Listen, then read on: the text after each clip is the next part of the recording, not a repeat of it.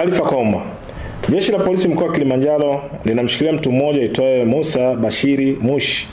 Huyu ana miaka 40, mkazi wa KDC kata Mbokom, wilaya Moshi mjini, kwa tuhuma za kufanya udanganyifu na utapeli wa fedha kwa wageni kwa maana ya watalii kwa njia ya mtandao. Mtuhumiwa huyo kwa nyakati tofauti amekuwa akitumia mitandao ya kijamii kufungua akaunti zenye kujinasibisha na biashara ya utalii na kufanya udanganyifu kisha kuwaibia fedha wageni wanaopanga ama wanaoingia nchini kwa shughuli za utalii.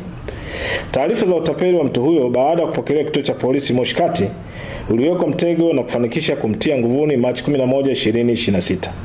Akaunti ambazo mtuhumiwa huyo alikuwa anatumia kutapeli katika mtandao wa Instagram ni pamoja na Photon Kili Tanzania na tovuti ya www.photonkilitanzaniaadventure.com.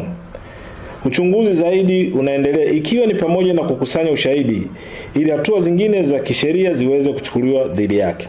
Jeshi la Polisi mkoa wa Kilimanjaro linawasihi wananchi na raia wa kigeni wenye malalamiko ya kutapeliwa na mtu huyo wafike polisi ili hatua za kukamilisha uchunguzi kwa hatua nyingine za kisheria ziweze kuchukuliwa. Aidha, Jeshi la Polisi mkoa wa Kilimanjaro linatoa onyo kwa yeyote mwenye tabia kama hizo kuacha mara moja, kwani mkono wa sheria hautaacha kumfikia kama ulivyomfikia huyu Musa Bashiri Mushi.